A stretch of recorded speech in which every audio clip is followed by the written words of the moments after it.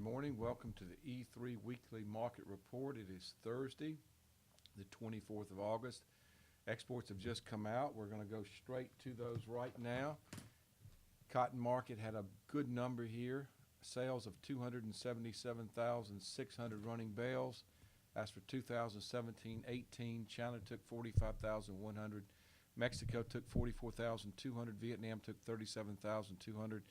Turkey took 36,300. Bangladesh took 25,700. Indonesia 23,000. So good sales there. The 2018-19 year, so we saw 51,900 running bales. Let's see shipments, actual shipments of cotton, 221,800. See the reaction of the market, up 8 right now. The market was down 1 just before this report came out, just within the last 2 minutes. So we are seeing a positive reaction to this number. Let's next go to soybeans.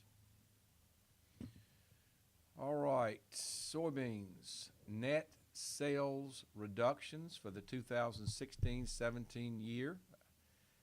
So that is a crop year winding down. So those were cancellations. And let's see. China canceled 358,000 metric tons. Unknown destinations canceled 305,800 metric tons. So pretty large cancellations there. But let's look at the new crop. 2017-2018 net sales of 8,900 metric tons. So it appears that China rolled their soybeans from old crop to new crop.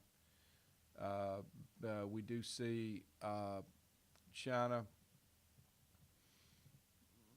Just a moment here. Let me locate this.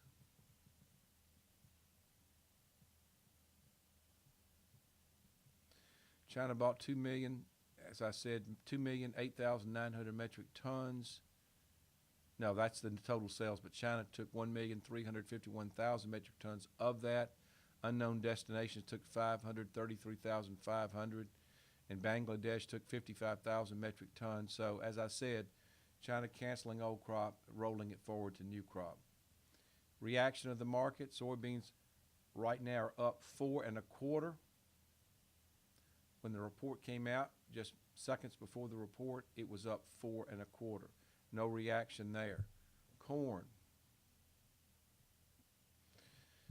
Net sales for 2016-2017, 102,400. Again, that's winding down. Let's go now to the new crop. 2017-2018, sales of 423,300 metric tons. Of that, 137,600 were unknown destinations. Japan took 99,600 metric tons. Mexico took 92,900 metric tons. Corn just before the report was up 1/4. Right now, corn is up 1/4. Wheat, net sales of 386,400 metric tons. That's down 39% from the previous week and down 11 from the 4-week average. Taiwan took 99,400 metric tons. The Philippines took 70,400 metric tons. And Thailand took 57,800 metric tons just before the report. Wheat was up 3 3/4, and now wheat is up 3. So it's come off those levels a small amount. Let's look at what's happened recently. First in cotton, about a week ago we found our low and we bounced some. Yesterday the market was up over 100 points in December, primarily because of the storm, tropical storm Harvey in the Gulf approaching Texas. There was some concern about the cotton that's about to be picked, or some yet to be picked, stretching in the area from Houston to Galveston, and with a forecast for possibly 16 inches or more of rain in that area. There was concern about the crop that's yet to be picked. The market did react to that, and right now it's up anywhere from 7 to 8 points. It was down most of the night. So trying to make sense of that and and how much cotton truly is in that area. The West Texas area throughout the Lubbock, surrounding counties in West Texas where most of the cotton is planted, this weather is not going to affect that. This is just a small area where cotton is grown close to the coast in Texas that's in the midst of being picked. It could be anywhere from one county might be 20% picked, one county might be 50% picked. But there will be an effect on that cotton. It's a question of just how much of an effect is it as far as the quantity of cotton. What to expect now? Well, right now the market's trading at 68.98. It touched 69 overnight.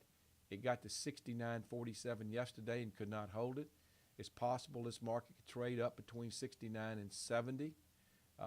It is I think, a selling opportunity, a hedging opportunity in this area of 69 to 70, because it's unlikely that when this storm is through, that it's going to have a lasting effect on cotton. It'll just be an opportunity to take advantage of. So we would encourage you to do that, because longer term, typically a big crop gets bigger, and this one probably is going to get bigger worldwide, and which means lower price levels. November soybeans. I'll say this about beans. We had a rally there over the last week of about 26 cents. The market just got to a point where it had gotten overdone. Also, some strengthening in vegetable oil worldwide seemed to strengthen that market also.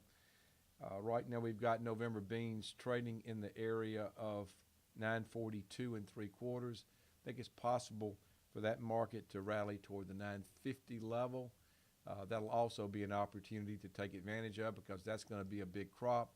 And this is the time of the year for soybeans and corn and cotton also, where markets through August have somewhat of a bounce, but then begin to roll over and start heading down toward harvest. So it's something to take advantage of. Corn, that's a market, along with wheat, that really hasn't bounced. They're still very close to their lows. They're very oversold. Those are markets that could use a little bit of a firming up or a bounce to help correct some of the oversold condition in the market. If that happens, it's an opportunity to take advantage of also. You're seeing it in beans. Haven't seen it yet in corn or in wheat. So maybe a 10 to 15 cent rally in corn would be in order, or a 15 to 20 cent rally in wheat could be in order. That's something to take advantage of. So let's look one last time at these markets. Cotton is up 6 at 68.95 in the December. March is up 7 at 68.33. Doesn't appear to have a lot of volume to it right now. People might be looking at the weather and kind of a wait-and-see attitude there before they do anything else.